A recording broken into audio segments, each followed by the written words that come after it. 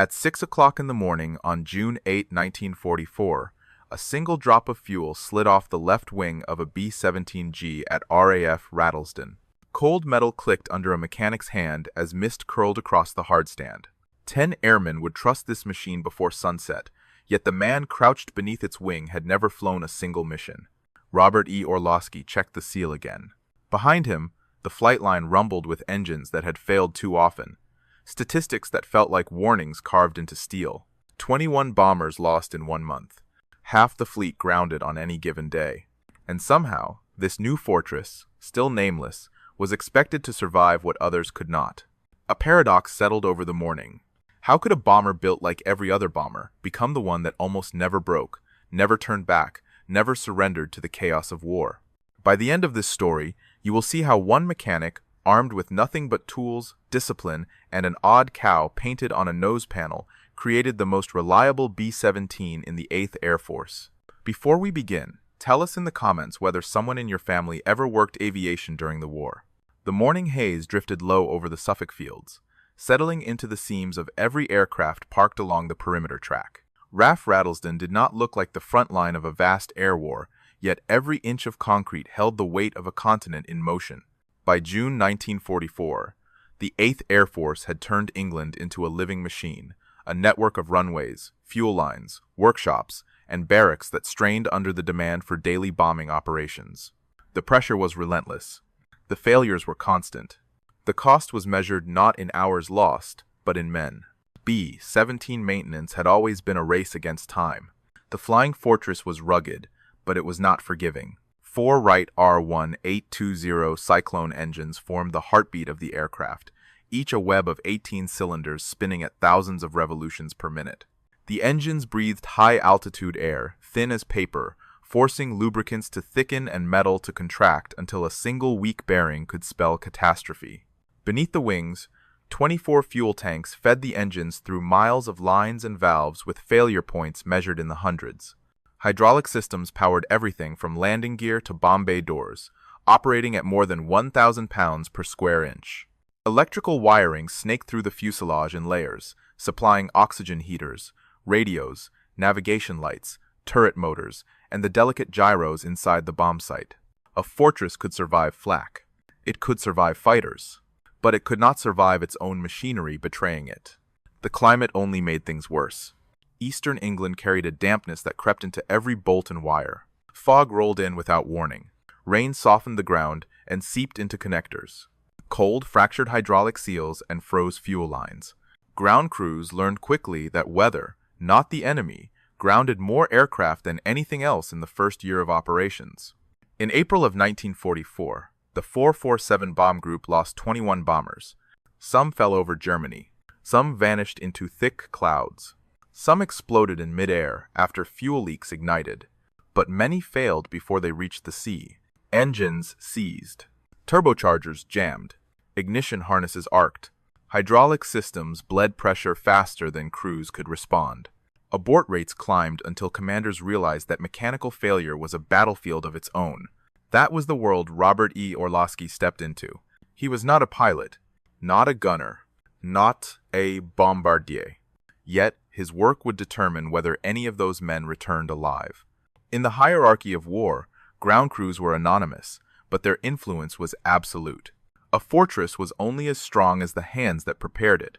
The traditional doctrine of maintenance followed a simple rule: repair what breaks, inspect what the manual requires, and trust that engineering margins would protect the rest. It was a system built around schedules, not probabilities. But the war was not scheduled. The enemy did not wait for maintenance intervals. Components did not fail politely at their rated lifespans.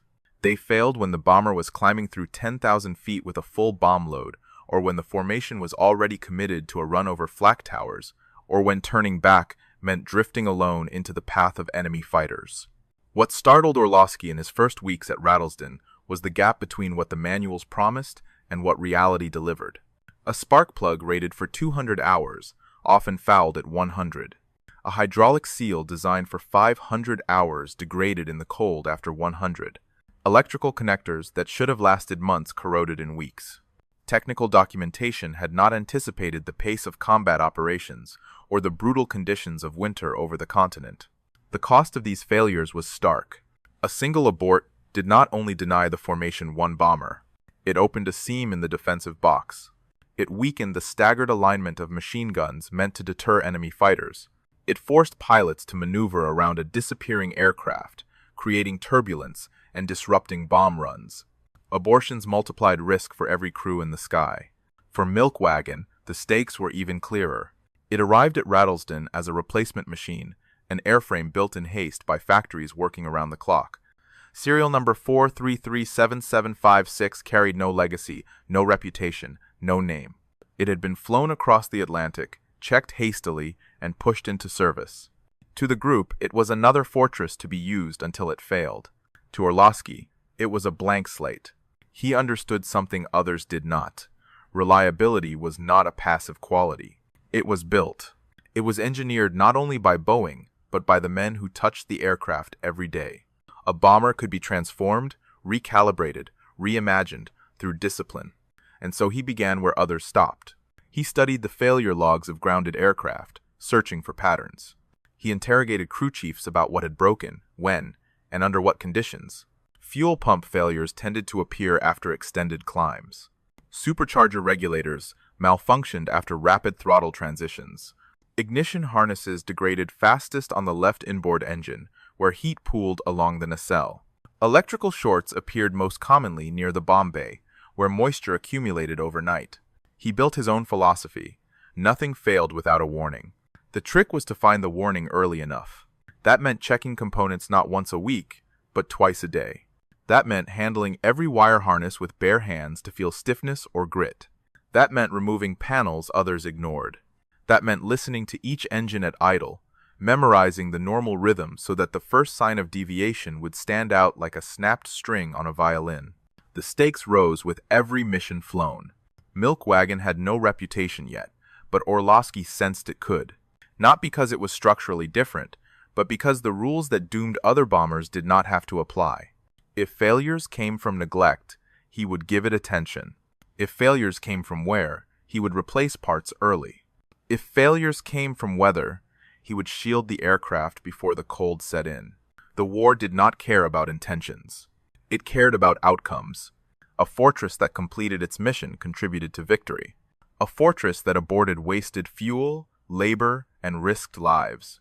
In that landscape of attrition and uncertainty, Orlowski shaped a new idea, the bomber that would not fail, the fortress that would bring its crews home, the aircraft that would fight the war on its own terms, not the enemy's. Milk Wagon had not yet flown a single mission, but its future and the fate of 129 sorties began with this shift in philosophy. The stakes were not abstract. They were 10 men on every flight, 10 families waiting at home, 10 reasons why no seal could leak, no wire could fray, and no engine could shudder unnoticed. The first mission came quietly. No ceremony. No fanfare. Only the rising hum of engines warming on dispersal pads as morning fog thinned above the Suffolk fields. On July 19, 1944, Milk Wagon joined 35 other bombers rolling toward the runway, its wheels cutting shallow grooves through damp concrete. 3 aircraft had already aborted before takeoff. 2 more would turn back before reaching the French coast. Orlowski stood by the hardstand, hands stained with oil, watching the fortress climb into formation as though it were stepping into a world that wanted it torn apart. 8 hours later, the bomber returned. No smoke. No damage. No engines coughing in protest. A clean landing, a clean checklist, a clean report from the flight engineer. 1 bottle painted on the fuselage. A small symbol, white over black. A beginning. The next missions arrived in quick succession. Berlin, Merseburg, Munich. Long flights. Heavy flak. The kind of days when crews counted seconds between bursts of shrapnel. Formation flying strained every airframe. Wings flexed under turbulence. Engines gulped cold air until temperatures dropped so sharply that oil thickened in seconds. Yet each time Milk Wagon returned, it rolled across the hardstand like a machine untouched by what it had endured. Other fortresses did not share its fate. On July 24, 3 aircraft aborted before reaching the target, their engines sputtering, turbochargers failing, electrical buses overloading under the pressure of combat power. On August 1, 2 more aborted with hydraulic problems. 1 crew landed with bomb bay doors jammed half open. On August 9, a fortress limped home on emergency power, its electrical system failing piece by piece as rain seeped into connectors. Milk Wagon absorbed similar conditions, but it refused to break. Not through luck, through design, through intervention, through hours of inspection that no technical manual required. By early September, the bomber had completed 20 missions without a single mechanical failure, a streak that began to whisper through the flight line. Mechanics approached Orlowski with their own problem lists. Moments of failure. Questions about symptoms. He listened. He learned. He returned to Milk Wagon with new insights and new preventative measures. The aircraft became a living journal of every problem the group had ever encountered. Autumn brought colder winds, heavy cloud layers, a pale sky that hid ice behind its quiet surface. As the bomber approached altitudes near 20,000 feet, moisture froze along the wings, creeping toward control surfaces and pressurizing systems. Fuel congealed in lines that were not drained perfectly. Turrets stiffened under frost. In other aircraft, these stresses compounded until missions collapsed one by one. Milk Wagon kept flying. Orlowski's adaptations went beyond routine. He preheated engines not just for minutes, but for as long as the metal needed. He drained hydraulic systems and refilled them with fresh fluid before back-to-back missions. He doubled insulation around electrical connectors in the bomb bay, sealing them with layers of protective compound to resist moisture that had haunted other fortresses. His crew worked through freezing nights while breath crystallized in the air. Mission 50 arrived in November. The cow on the nose looked smaller now, swallowed by rows of white bottles marking each successful sortie. The cold deepened. Icing grew worse. Abort rates across Rattlesden climbed, yet Milk Wagon stood ready for each morning briefing, its engines turning steadily as ground crew pulled chocks away. When Germany launched its counteroffensive through the Ardennes on December 16, the 8th Air Force responded with maximum effort. A continuous rhythm of sorties. A demand for aircraft readiness that stretched every crew in England beyond exhaustion. Ice clung to runways. Snow drifted into engine intakes.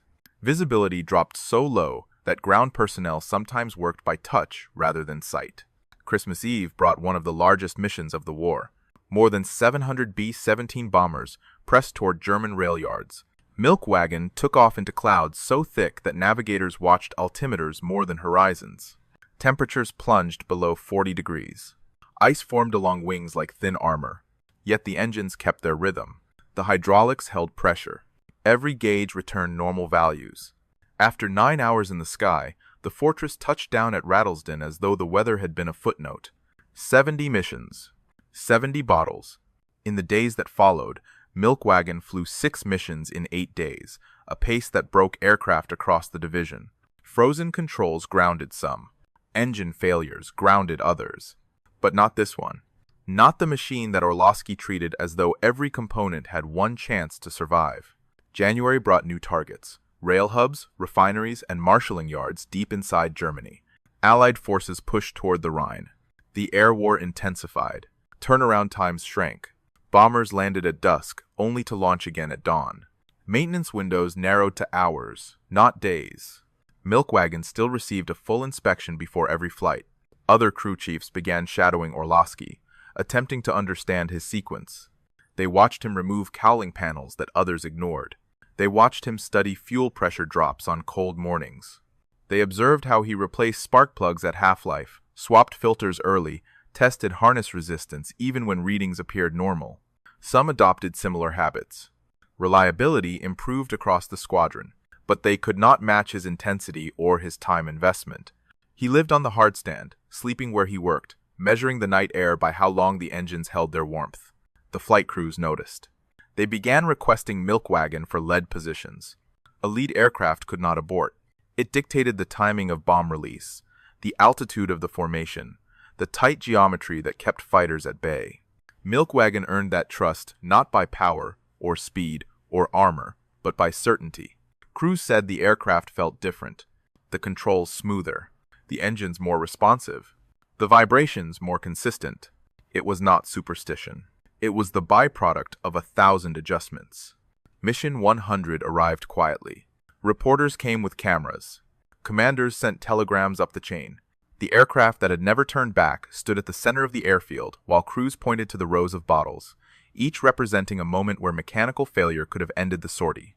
The bomber flew again that afternoon, returning without incident. Then came April 19, 1945. Mission 128. A strike against Ingolstadt. Light flak. No fighters. A straightforward run. Milk wagon returned, engines idling softly as if marking another day rather than another milestone. 2 days later, the same target. Mission 129. Clear skies above the channel.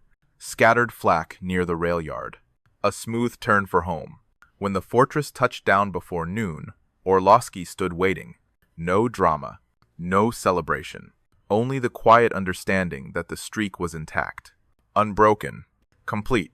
As the days passed and the war neared its end, mission schedules slowed. Targets vanished. Germany crumbled. Milk wagon waited on the hardstand, ready for another sortie that never came. The bottles on its fuselage were no longer symbols of missions. They were evidence of discipline, resilience, and a level of reliability no other bomber in the 8th Air Force had achieved. Across 13 months, the battles had shaped not only history, but the philosophy of how a fortress should be cared for. Milk wagon was not perfect because it was built that way. It became perfect because a mechanic decided failure was unacceptable. The aircraft fought the war without ever losing a fight to its own machinery. It was a victory built one inspection, one bolt, one replaced component at a time. Night settled over Rattlesden in a thin gray hush. Wind moved across the hardstand, carrying the smell of oil and cold metal. Long before the crews reached briefing rooms, ground men stepped into the darkness with flashlights cupped in their palms. Their work began when the engines were silent. Their work ended when the engines roared again. The mechanics lived in a world of touch. A fingertip on a cooling cylinder. A palm pressed to a hydraulic line. A knuckle tapping metal, listening for the wrong kind of echo. Long hours bent over, engines left their coats slick with oil and their hands cracked from winter air. They wiped frost from gauges. They drained fuel sumps by lantern light. They tightened clamps with numb fingers. No one applauded these moments. No one recorded them. But every airman who climbed the ladder into a fortress felt their labor in the hum of a steady engine. Orlowski worked among them, but apart from them. He moved with a slow, deliberate rhythm, the same way men walk through a church. He rarely raised his voice. He never rushed. His crew watched him study each system as though he were relearning the airplane from the ground up.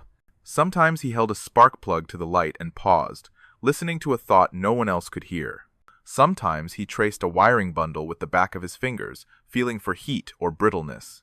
He knew the aircraft by heart, but he checked it as though he expected it to lie. The other specialists carried their own burdens. The hydraulic men thawed frozen seals with breath that fogged in the night. The electricians wrapped connections in layers of tape until their hands bruised. The armorers loaded belts of 50 caliber ammunition, one round at a time, until their shoulders ached. Radio technicians crawled into narrow compartments under dim lamps, adjusting dials that could decide whether a crew returned or vanished into silence. Above them, flight crews tried to sleep. Pilots stared at ceilings, replaying the last flak burst they had seen. Navigators sharpened pencils and waited for dawn. Gunners cleaned their weapons until the metal warmed under their hands. They trusted their own skills, but they trusted the ground crews more. A pilot once said that stepping into a bomber maintained by Orlowski felt like stepping into a promise. There were no speeches between them, only nods. Only a brief meeting of eyes as the crew chief handed the pilot the logbook. Everything that mattered was inside that silent exchange. When missions stretched through winter, frost coated the tarmac like a second skin. Mechanics slipped. Tools froze. Breath stung in the throat. Yet milk wagon always left the ground. The crew knew why. The groundmen knew why. The aircraft knew why. Because someone had decided that failure, any failure, would never begin on the flight line. And that choice shaped every life the bomber carried into the sky. Across the Atlantic, the air war had become a test not only of courage but of endurance. American commanders studied charts filled with losses, abort rates, and sortie strength, measuring the war in numbers that could rise or fall with a single mechanical failure. Air superiority depended on bombers reaching their targets. Industrial collapse in Germany depended on bombs falling in sequence. Every fortress that turned back left a hole in the formation and a gap in the strategy. Milkwagon challenged those statistics. It suggested that reliability was not an accident, but a weapon. When a bomber could be counted on to fly every day it was asked to fly, planners gained something priceless: certainty. In the winter of 1944, certainty was as rare as clear skies. To the 8th Air Force, Milkwagon became more than a successful aircraft. It became a model for how maintenance could influence strategy. A squadron with fewer aborts could generate more sorties. A group with higher reliability could participate in deep strikes rather than secondary targets. A division could shift its weight toward missions that demanded precision and persistence. Quietly, in engineering rooms and command huts, officers traced lines on briefing maps, knowing which aircraft would never miss a launch window. Flight crews across England heard stories about the bomber that did not turn back. Some dismissed it as luck. Others called it superstition. But the most seasoned navigators and pilots knew better. Aircraft do not maintain perfect records without discipline. Machines do not perform flawlessly without human hands shaping their fate. Milkwagon became a reminder that victory required more than courage in the air. It required excellence on the ground. Globally, the strategic bombing campaign was tightening its grip on German industry. Rail hubs, refineries, and marshalling yards were struck repeatedly, stressing supply networks already strained by shortages. Every completed mission mattered. Each load of bombs delivered by Milkwagon added pressure to a system close to collapse. While no single aircraft decided the war, reliability multiplied impact. A bomber that flew 129 missions contributed far more than most machines designed to survive only a fraction of that number. Among American commanders, the lesson spread quietly. Maintenance was not a background function. It was a force multiplier. Ground crews shaped the rhythm of the war as much as the air crews who flew above Europe. Milkwagon became an example cited in workshops, engineering reviews, and squadron discussions. Not because it was glamorous, but because it proved what could be achieved when skill and discipline met opportunity. On the home front, families in America read brief mentions of bomb groups in newspapers, never knowing which aircraft had returned because a mechanic had replaced a part a day early. Yet the ripple reached them too. Every mission completed kept airmen alive. Every intact fortress meant one more letter sent home. Reliability, quiet and invisible, carried its own kind of mercy.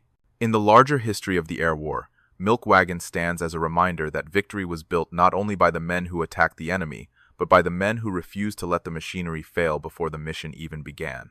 When April 21, 1945 passed without another mission, no announcement was made.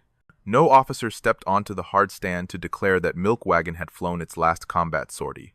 The aircraft simply stood in the pale afternoon light while engines across the field wound down one by one. The war was closing in on its own silence. Targets had thinned. Resistance had faded. A bomber built for battle waited for orders that never came. By early May, Germany surrendered. The air war that had consumed so many crews and so many machines ended with little ceremony on the flight line. Ground men kept working because that was what they knew.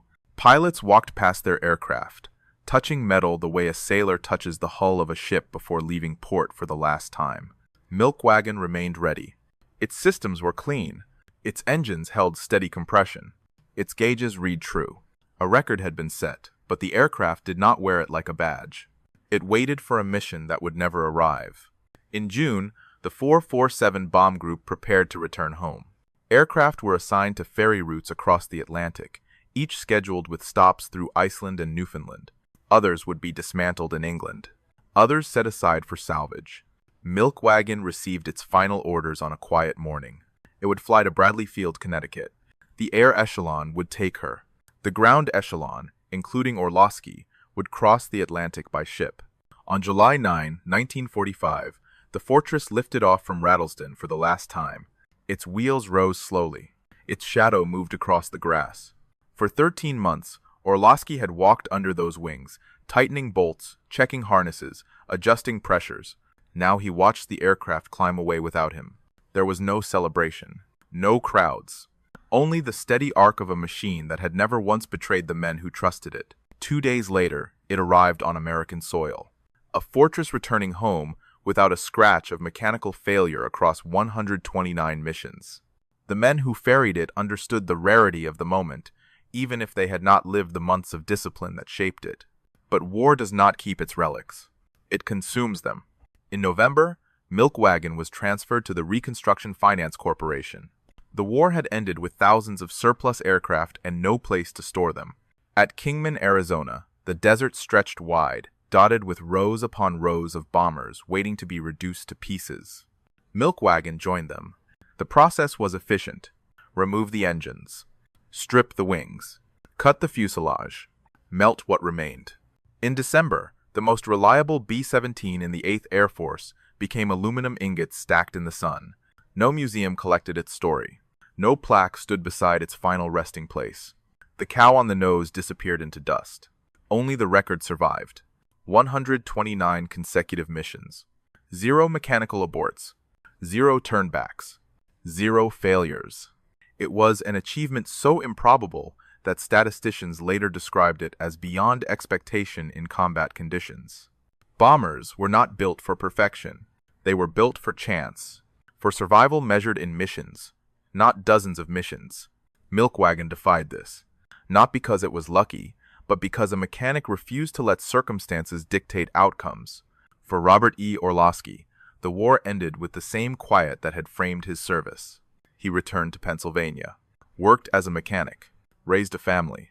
The Bronze Star rested in a drawer. He did not tell stories unless someone asked. Even then, he spoke about the long nights, not the long record. He said little of the missions or the streak. But the philosophy that shaped Milk Wagon followed him everywhere. Replace early, check often, trust what your hands can feel long before your eyes understand. His contribution lived in the space between danger and safety. Every mission completed because the aircraft functioned at the moment it was needed. Every bomb dropped because a hydraulic line held pressure. Every airman who came home because an engine did not falter over enemy territory. Reliability, quiet and unseen, carried more lives than any weapon on the aircraft. The war moved on. The world moved on. But the record stands untouched, a benchmark not of machinery, but of devotion.